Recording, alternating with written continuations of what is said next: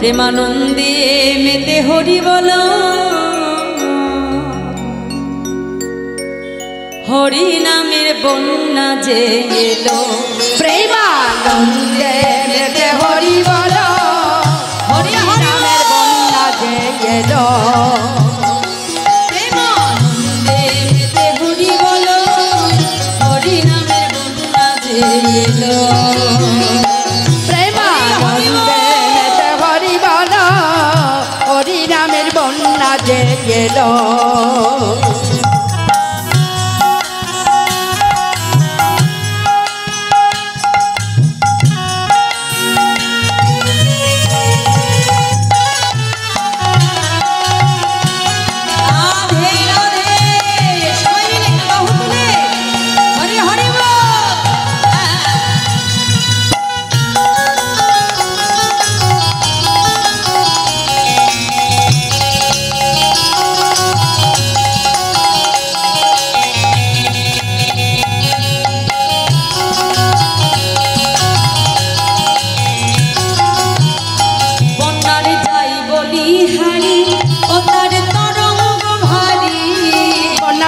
বলি হারি ও তার তরঙ্গ ভারি যাই বলি হারি ও তার তরঙ্গ ভারি বন্যা যাই বলি হারি ও তার তরঙ্গ ভারি। আচ্ছা মায়েরা তরঙ্গ মানে কি গো? তরঙ্গ মানে আমাদের নবদ্বীপে তো রোজ বন্যা হচ্ছে, কি মা হচ্ছে না? কিসের বন্যা বলো তো? হরি নামের। বাহ, তা তোমাদের এই জায়গাটা কি নাম না? হালালপুর। তা আজকে কি এই স্থানটি হালালপুর আছে কি মাইরা? পেছনে মাইরা বলো আছে নেই? কি হয়েছে? হ্যাঁ জোরে বলো। নব বৃন্দাবন নব নবদ্বীপ ধাম, তাই তো? শাস্ত্রে বলছে যেদিন যেখানে হয় হরি নাম সংকীর্তন সেথায় যদি হয় এমন সুমধুর ভক্তির শুভাগমন, যদি আমাদের সবার হয় এক মন, না হয় কবুয়ান মন, সেই তো নিত্য নবদ্বীপ, সেই তো মধুময় শ্রীধাম বৃন্দাবন। তাহলে আজকে আমরা হালালপুরে নেই, আমরা এসেছি কোথায়? নব বৃন্দাবন নব নবদ্বীপ ধাম, তাই তো? তাহলে আজকে আমাদের হালালপুরের নবদ্বীপে কি বন্যা হবে? হ্যাঁ বলি হালালপুরের নবদ্বীপে বন্যা হবে তো? হ্যাঁ, যদি বন্যা হতে হয় তাহলে একটা কাজ করতে হবে। মায়েরা একটু জোর করে উলুধ্বনি দাও দেখি। নিতাই গৌর হরি বল হরি বল। বাহ,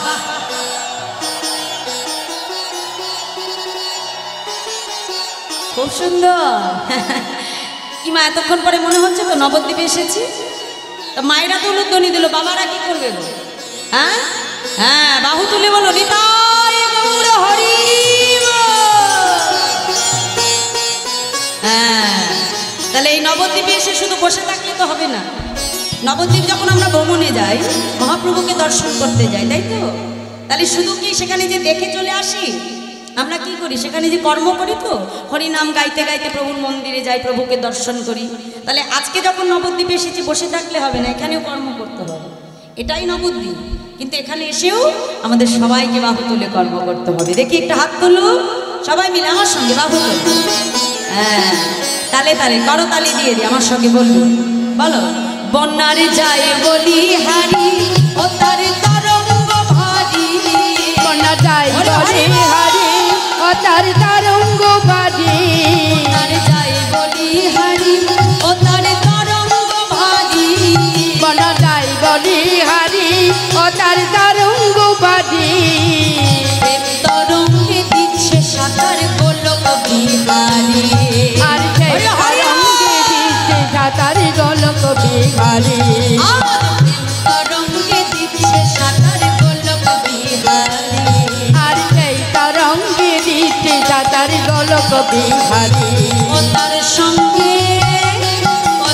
সঙ্গে দয়াল নিত্যানন্দ পাতালে সাঁতার দিল। নিত্যানন্দ পাতালে সাঁতার দিল। তার সঙ্গে দয়াল নিত্যানন্দ পাতালে সাঁতার দিল। সঙ্গে দয়াল নিত্যানন্দ পাতালে সাঁতার দিল। হরি নামের বন্যা ছিল, প্রেমানন্দে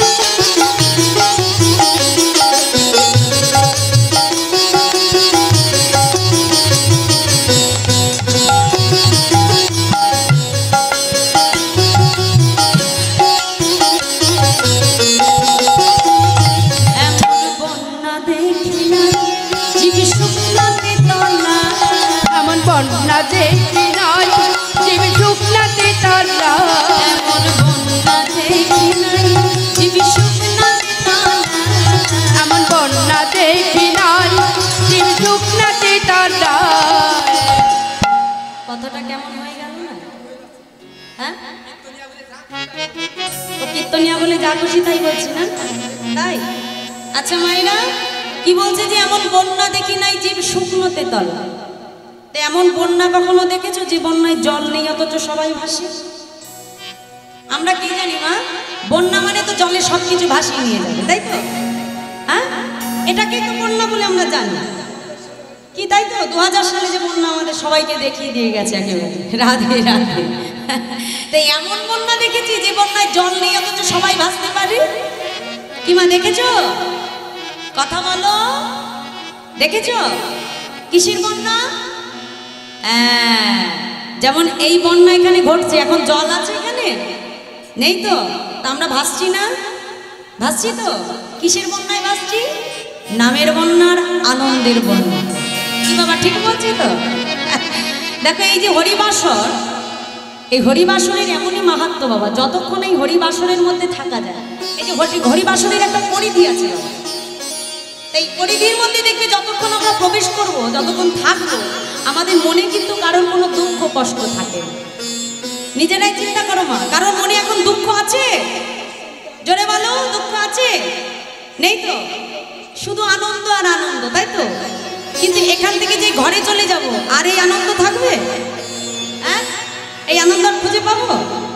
সংসারে যাওয়া মানে সেখানে শুধু দুঃখ আর কষ্ট, তিতাব জ্বালা, আধ্যাত্মিক, আদি ভৌতিক, আদি দৈবিক। এই তিতাব জ্বালা মানে আমাদের সংসার, যেখানে প্রতিনিয়ত তোমাকে দুঃখ পেতেই হবে। আর যদি কেউ ভাগ্যক্রমে সুখ পেয়ে যায়, জানতে হবে ওটা তার উপরই পাও, ক্ষণিকের আমাদের, তাই তো বাবা? কিন্তু দেখো এখানে তুমি যতক্ষণই থাকবে ততক্ষণই তুমি শুধু আনন্দ আনন্দ আনন্দ, হরিনামের মধ্যে কোথাও কোনো দুঃখ নাই।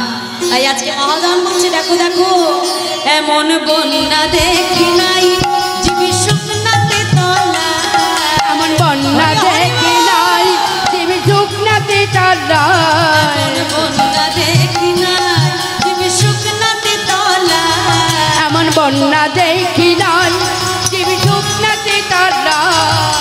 ডুবলো নদীর পুরুষ নারী জাতির বিচার না, আর ডুবলো মদের পুরুষ নারী জাতির বিচার নাই। আজ ডুবলো নদীর পুরুষ নারী জাতির বিচার না, আর ডুবলো ব্রজের পুরুষ নারী জাতির বিচার নাই। আচ্ছা আমাদের হরিনামে কি জাতি ধর্মের বিচার আছে?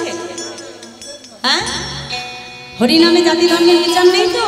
বলে যদি থাকতো তবে হরিদাস সে কাজীর ছেলে সে বুঝি ডুবে গেল, হরিদাস সে কাজীর ছেলে সে বুঝি ডুবে গেল, হরিদাস সে কাজীর ছেলে সে বুঝি ডুবে গেল, হরিদাস সে কাজীর ছেলে সে বুঝি ডুবে গেল। হরিনামের বন্যা যে এলো, প্রেমানন্দে মেতে হরি বলো, হরিনামের বন্যা যে এলো, প্রেমানন্দে মেতে হরি বলো, হরিনামের বন্যা যে এলো। প্রেমানন্দে মেতে হরি বলো, হরিনামের বন্যা যে এলো, প্রেমানন্দে মেতে হরি বলো, হরিনামের বন্যা যে এলো।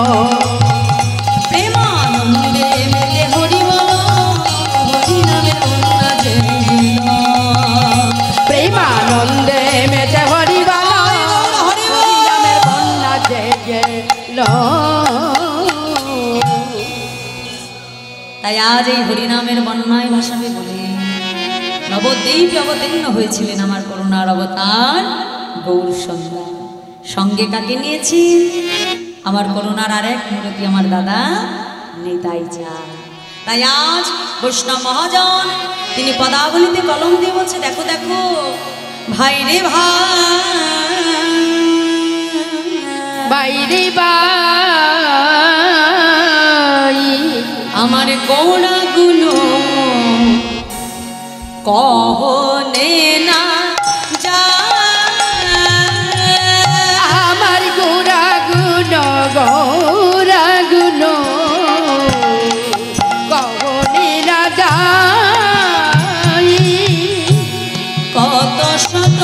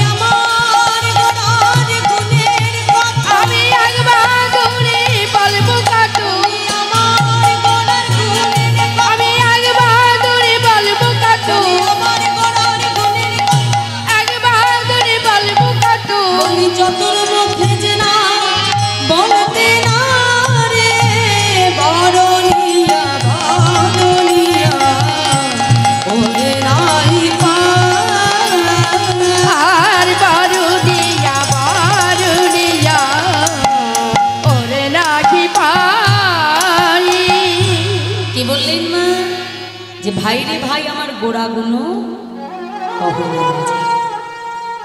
ভগবানের গুণের কথা রূপের কথা এক বদন দিয়ে বলে কখনো শেষ করা যায়। ভগবানের কৃপা তো অপরিসীম। যেমন একটা বিশাল সমুদ্র থেকে বাবা আমি যদি মনে করি যে আমি এক বালতি জল তুলে নিয়ে আমি সমুদ্রের জল কমিয়ে দেব, এটা কখনো সম্ভব সম্ভব না। কারণ সমুদ্রে তো অগাধ জল বাবা।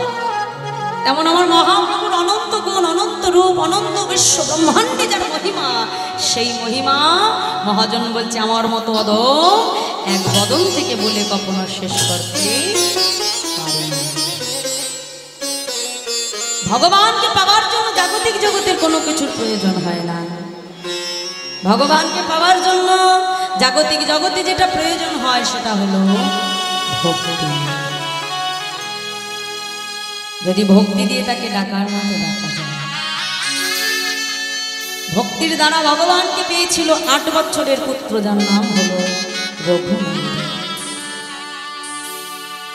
মুকুন্দ কবিরাজের একমাত্র পুত্র। এই মুকুন্দ কবিরাজ পেশায় ছিলেন একজন চিকিৎসক। অর্থাৎ আগেকার দিনে যেমন ডাক্তার ছিল না, এখনকার দিনে এখনকার দিনে ডাক্তার, আর আগেকার দিনে কি ছিল? কবিরাজ।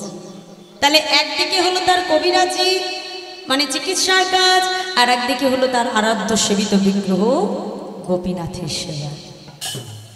তা একদিন এই মুকুন্দ কবিরাজ অর্থাৎ এই তার নিবাসটা কোথায় মা? কাটোয়ার ঠিক পাশে, হ্যাঁ বর্ধমান কাটোয়ার পাশে। তা একদিন মুকুন্দ কবিরাজ তার সেবিত বিগ্রহ গোপীনাথের সেবা করছেন। এক চরণে তুলসী দিয়েছে, আর একটা চরণে দিতে যাবে, ঠিক এমন সময় গ্রামের একটা ছেলে এসে চিৎকার করে ডাকছে, কবিরাজ ঠাকুর, কবিরাজ ঠাকুর, আপনি শিগগিরই আমার সঙ্গে চলুন। আর যদি আপনি আমার সঙ্গে না যান, আমার পিতাকে হয়তো আমি প্রাণে বাঁচাতে পারবো না। এখন মুকুন্দ কবিরাজ মনে মনে চিন্তা করছে যে আমি যদি ছেলেটির সঙ্গে না যাই তবে ওর বাবা প্রাণে বাঁচবে না। একদিকে জীব সেবা, আর একদিকে গোবিন্দের এক চরণে তুলসী দিয়েছি, আর এক চরণে দেওয়া হয়, একদিকে আমার গোপীনাথের সেবা। তাহলে এখন আমি কোন দিকে যাব? মুকুন্দ কবিরাজ বড় দ্বিধায় পড়ে গেল। একা মানুষ দুদিকে কি করে সামলাবে? তেমন সময় তার ওই 8 বছরের পুত্র রঘুনন্দন ছুটতে ছুটতে বাবার কাছে এসে বলছে, বাবা তোমাকে দেখে খুব চিন্তিত লাগছে বাবা, কি হয়েছে তোমার? রঘুনন্দন, আমি একা মানুষ যে কদিকে যাব আমি এই কথাই চিন্তা করছি রঘু। দেখো একদিকে ওই ছেলেটির সঙ্গে যদি আমি না যাই তবে হয়তো ওর বাবাকে আমি প্রাণে বাঁচাতে পারবো না, আর একদিকে আমার গোপীনাথের সেবা যে এখনো সম্পূর্ণ হয় না। বলো বলো রঘুনন্দন, আমি একা কোন দিকে যাব? ছোট্ট রঘুনন্দন তার পিতার চরণটা জড়িয়ে ধরে বলছে, পিতা আমি না হয় তোমার চিকিৎসার কাজ ভালো বুঝি না, কিন্তু পিতা আমি তোমাকে বলছি তোমার কোনো চিন্তা নাই, তুমি গ্রামের চিকিৎসার কাজে যাও, আমি সময় মতো তোমার তোমার গোপীনাথকে আমি সেবা দিয়ে দেব। এখন যেই না বলেছে আমি সময় মতো গোপীনাথকে সেবা দিয়ে দেব, মুকুন্দ কবিরাজ রঘুনন্দনকে ডেকে বলছে, হ্যাঁ রঘুনন্দন, ভগবানকে সেবা দেব বললে কি দেওয়া যায়? ভগবানকে সেবা দিতে গেলে নিবেদন মন্ত্র জানতে হয়, ফেরাবার সময় আচমন মন্ত্র জানতে হয়। তুই তো কিছুই জানিস না রে রঘুনন্দন, তুই যে বড় ছোট, তুই কেমন করে গোপীনাথকে সেবা দিবি? ছোট্ট রঘুনন্দন ছুটে গিয়ে তার পিতার চরণ দুখানি জড়িয়ে ধরে বলছে, পিতা আমি না হয় তোমার মতো মন্ত্রতন্ত্রে তাকে ডাকতে পারি না, কথাটা তুমি সত্যই বলেছ, আমি না হয় তোমার মতো তাকে মন্ত্রতন্ত্রে ডাকতে পারবো না পিতা,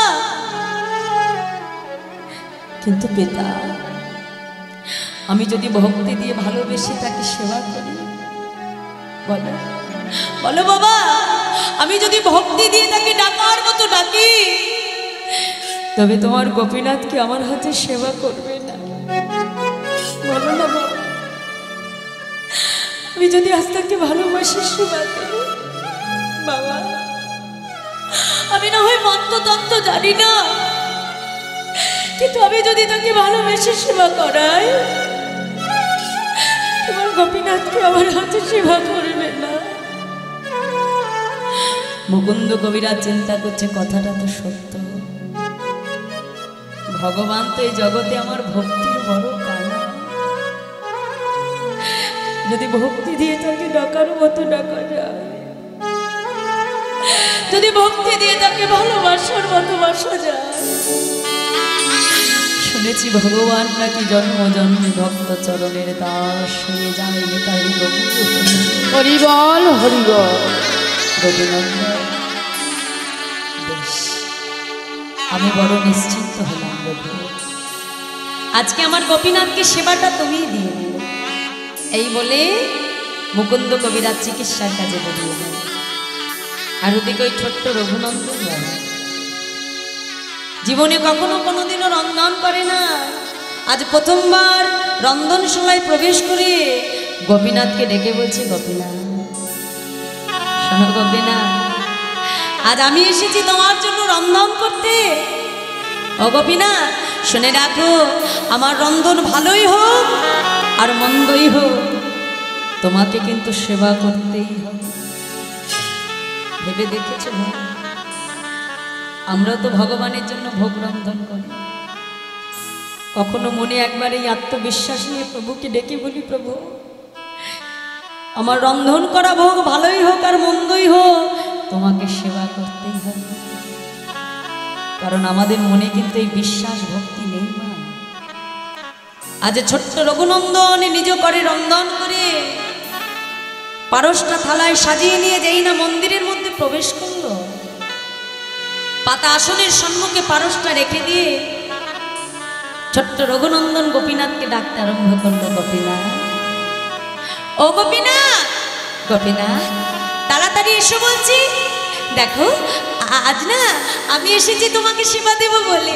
ও গোপীনাথ বিলম্ব করো না, তাড়াতাড়ি চলে এসো। ভক্ত ডাকছে, ভগবান কিন্তু আসে না। হঠাৎ চারিদিকে ঘুরে ঘুরে দেখছে, যা এই বাবা আমি তো দরজা বন্ধ করতেই ভুলে গেছি। গোপীনাথ আমি দেখেছি তো, বাবা যখন তোমাকে সেবা করতে আসে প্রত্যেকদিন দরজাটা বন্ধ করে দেয়। দাঁড়াও দাঁড়াও, আমি ছুটে গিয়ে দরজাটা বন্ধ করে দিয়ে আসি। দরজাটা বন্ধ করে দিল, আবার এসে যাচ্ছে, গোপীনাথ তুমি তাড়াতাড়ি এসো বলছি। হ্যাঁ গো গোপীনাথ, আমি তখন থেকে তোমাকে ডাকছি, তুমি কি আমার ডাক শুনতে পাচ্ছ না?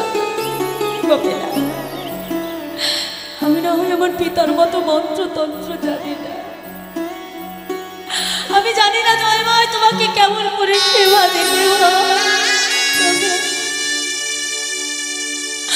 আজ আমি আমার পিতার মতো তোমাকে মন্ত্রতন্ত্রে ডাকতে পারি না বলে তুমি কি আমার হাতে সেবা করবে না গোপীনাথ? ও গোপীনাথ একবার তুমি এসো, গোপীনাথ একবার তুমি সাড়া দাও। চিৎকার করে ডাকছে গোপীনাথ,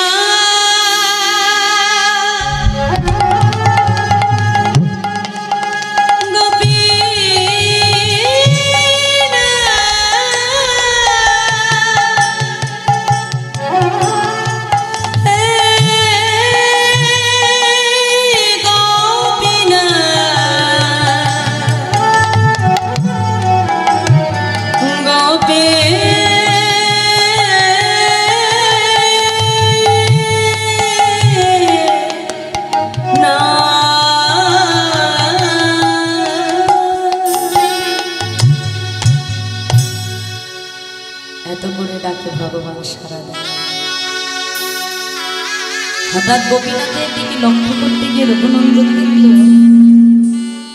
যে ভগবানের হাতে রয়েছে একটা মুড়ো। এ কি গোপীনাথ, দেখেছো কাণ্ড? আরে বাবা বাসি থাকলে কি কখনো খাওয়া যায় নাকি? হ্যাঁ দেখেছো আমি কত পাগল, ও গোপীনাথ একটু দাঁড়া, আমি এক্ষুনি বাঁশিটা নামিয়ে দিচ্ছি। ছুটে গিয়ে হাত থেকে মা বাঁশিটা নামিয়ে দিল। এবার তো এসো গোপীনাথ। ভগবান তাও আসে না। এবার রঘুনন্দন প্রধানিত হয়ে গেল। খুঁজতে খুঁজতে বাইরে যেয়ে কোথা থেকে একটা লাঠি জোগাড় করে এনেছেন। লাঠিটা এনে বিগ্রহ গোপীনাথের সম্মুখে ধরে বলছে, গোপীনাথ জানো তো গোপীনাথ, আমি যখন না খাই আমার পিতা আমাকে এই লাঠি দিয়ে মেরে মেরে সেবা করা। গোপীনাথ তুমি ভালোই ভালোই চলে এসো বলছি, আর যদি তুমি আজ না আসো তবে এই লাঠি দিয়ে আজ আমি তোমাকে মেরে মেরে সেবা করাবো। চলে এসো বলছি গোপীনাথ, আজ তুমি না এলে এই লাঠি দিয়ে আজ আমি তোমাকে মেরে মেরে সেবা করাবো।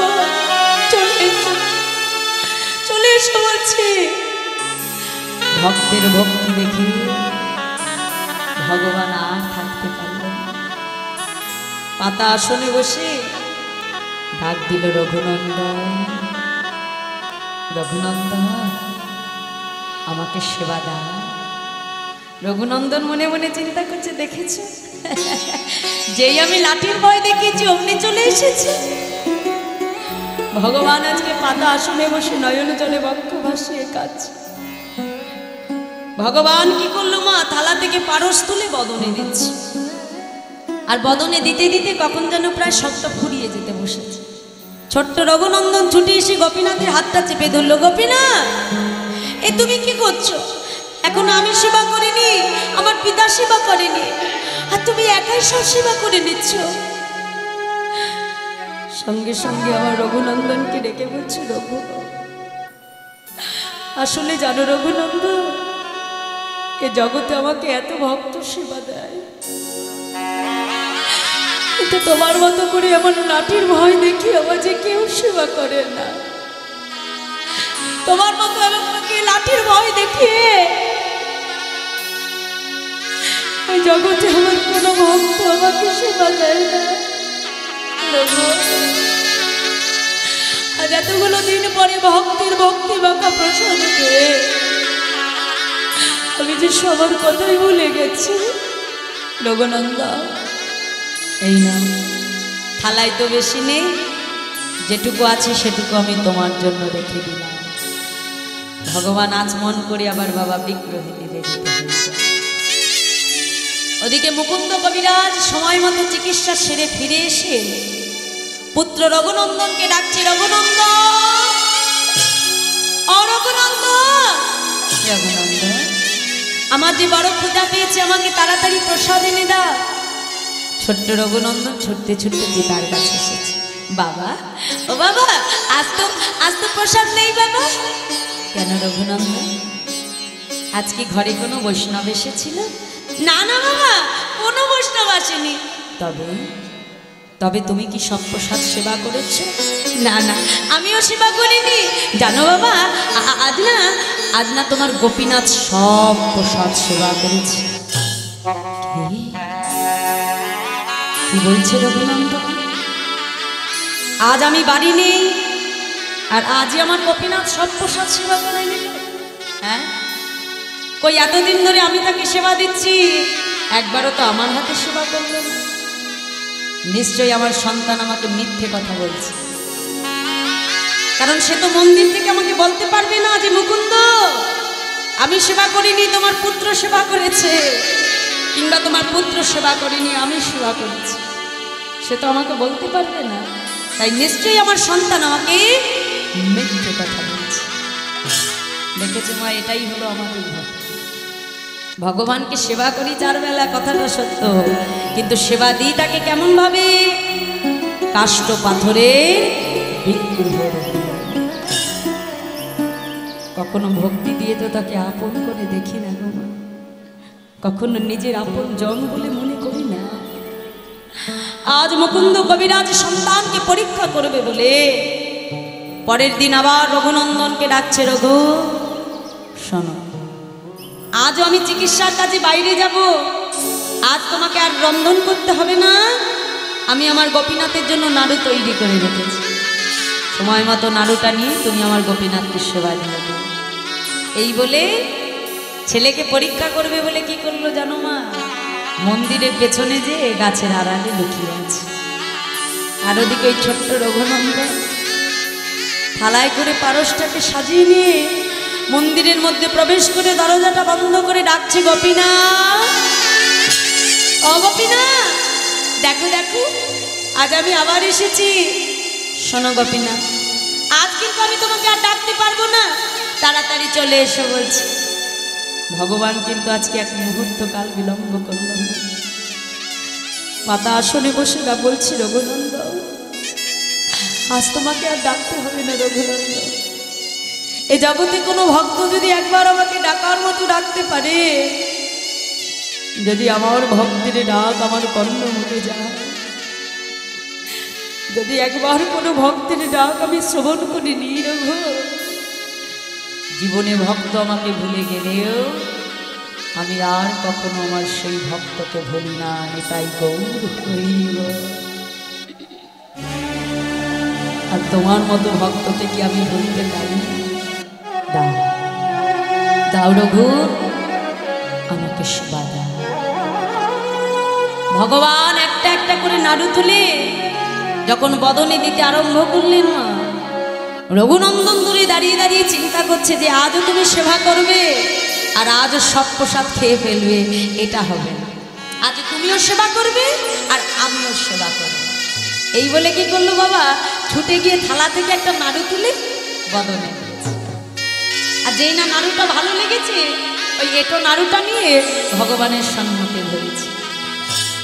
গোপীনাথ, একবার সেবা করে দেখো, আমার পিতা ভালোবেসে দেওয়ার জন্য কত সুন্দর নাড়ু তৈরি করেছে, তুমি একবার সেবা করো গোপীনাথ। ভক্তির ভক্তি দেখে ভগবান নয়ন জলে কাঁদছে। ছোট্ট রঘুনন্দন মনে মনে চিন্তা করলো যে আমি বুঝি আমার এটো নাড়ুটা ভগবানকে দিচ্ছি বলে কাঁদছে।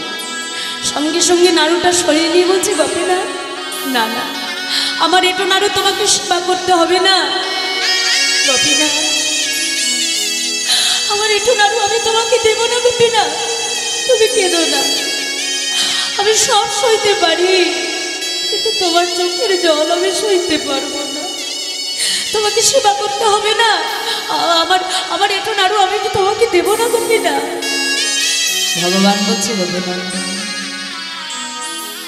তোমার এটো নাড়ু তুমি আমাকে দিয়েছো বলে আমি কাঁদছি না। আমি কেন কাঁদছি জানো? তুমি যদি ভক্ত হই তোমার এটো নাড়ুটা আমাকে সেবা করাতে পারো, তবে আমি কি পারি না ভগবান হয়ে আমার প্রসাদী নাড়ুটা একবার তোমাকে সেবা করাতে? বেশ তো প্রভু, তবে আজ তুমি আমাকে সেবা করাও আর আমি তোমাকে নিজ হাতে সেবা করাই। তাই ভক্ত দিচ্ছে ভগবানের বদনে আর ভগবান দিচ্ছে ভক্তের বদনে। ভক্ত আর ভগবানের মধুর মিলন, মধুর ভালোবাসা।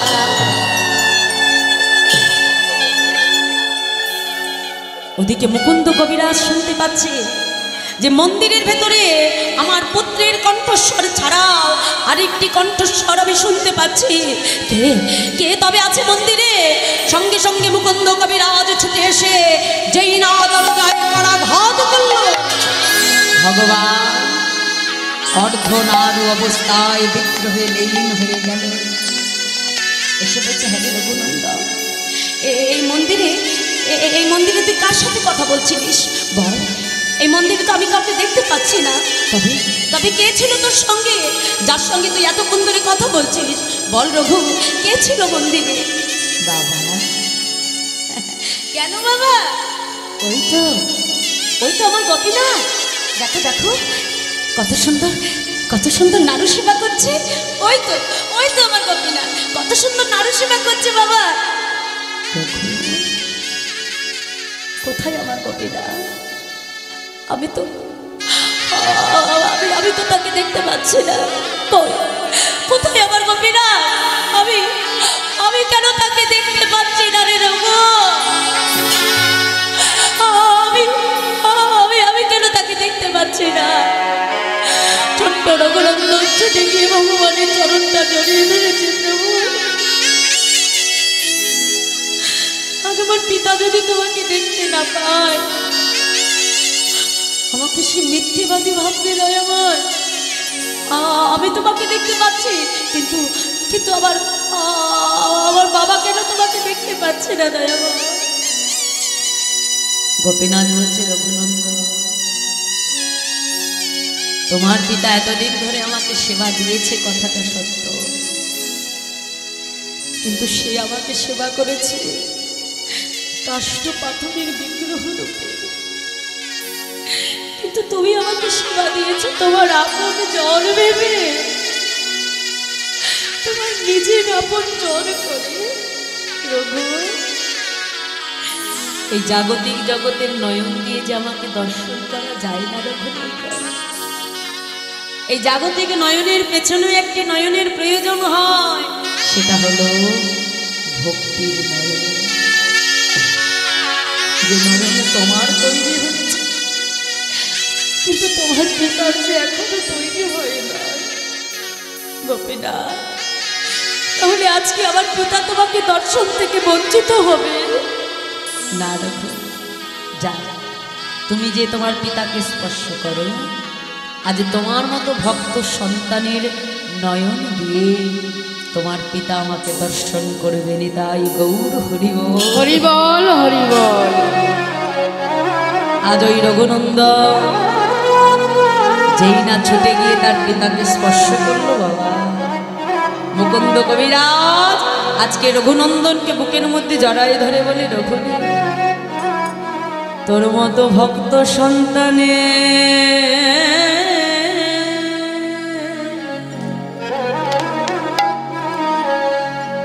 আমি জড়ায়ে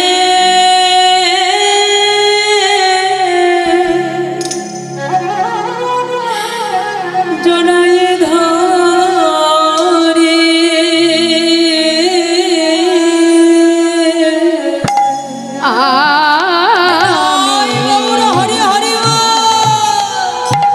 তোর মতো ভক্ত সন্তানকে আমি জড়ায়ে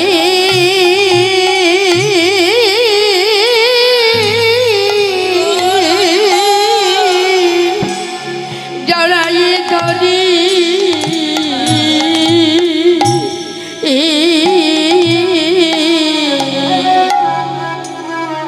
এই তাপে তোরি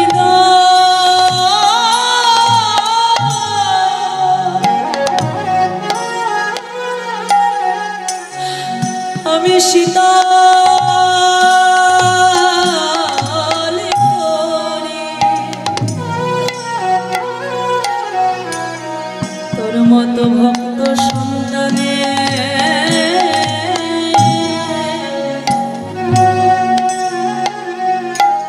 আমি জড়ায়ে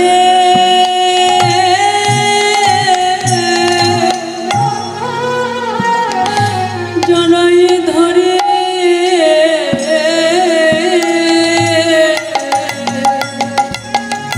আমি তাপে তাপেতে পারা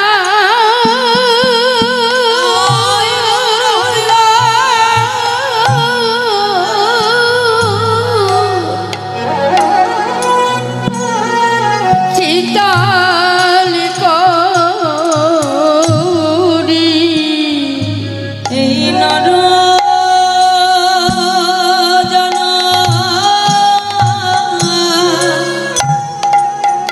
ধন্য করি, আমার তাপি পরা শীতল করি। তোর মতো ভক্ত সন্তানে আমি জড়াইয়ে ধরি, আমার এই তাপিত পরা শীতল করি। এই নর জনম আমি ধন্য করি, আমার তাপিত পরা শীতল করি। তোর মতো ভক্ত সন্তানে জড়াইয়ে ধরি, তাপিত পরা শীতল করি। সন্তানে জড়াইয়ে ধরি, তাপিত পরা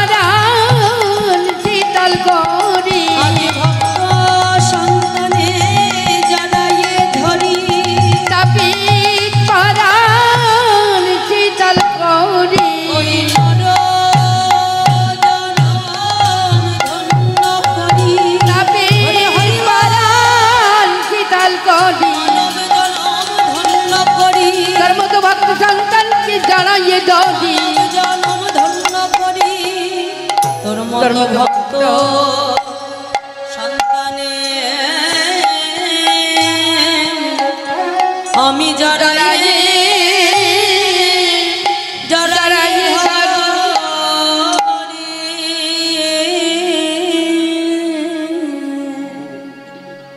তাই আজ ছোট্ট রঘুনন্দনকে বুকে মাঝে জড়াই ধরি।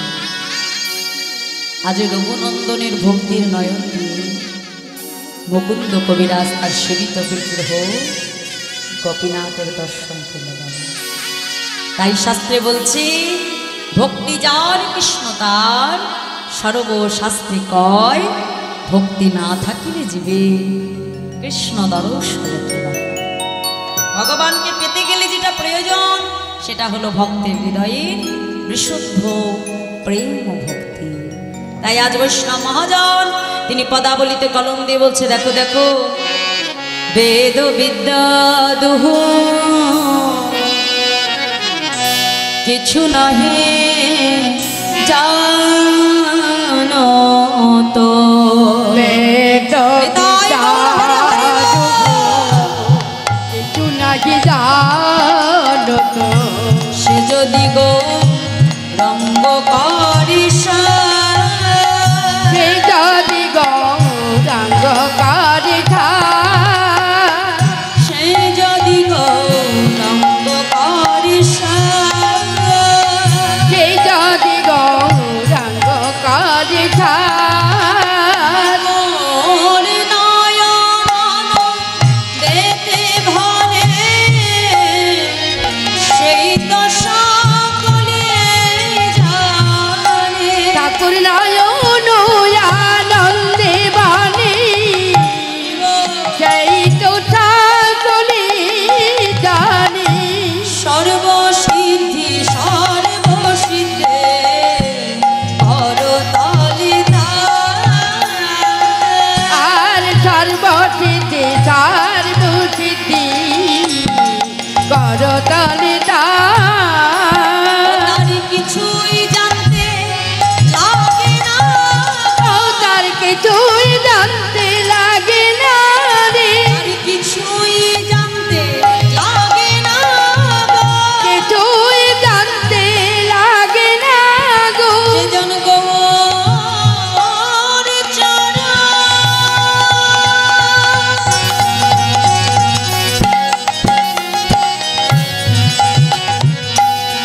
সার জেনেছে বলি এ সংসারকে অসার ভেবে, যে জন গৌর চরণ ছাড় জেনেছে, বলি এ সংসারকে অসার ভেবে, আমার গৌর চরণ ছাড় জেনেছে, এ সংসারকে অসার ভেবে, আমার গৌর চরণ ছাড় জেনেছে, এ সংসারকে অসার ভেবে, আমার গৌর চরণ ছাড় জেনেছে। কিছুই জানতে লাগে না রে, সর্বসিদ্ধি সর্বসিদ্ধে করতালি আর সর্বসিদ্ধি সর্বসিদ্ধি করতালি বেদ বিদ্যা দুহু কিছু নাহি জানতো, সে যদি গৌরঙ্গ করে সার ঠাকুর আনন্দেতে ভনে সেই তো সকলেই জানে সর্বসিদ্ধি করে দাসম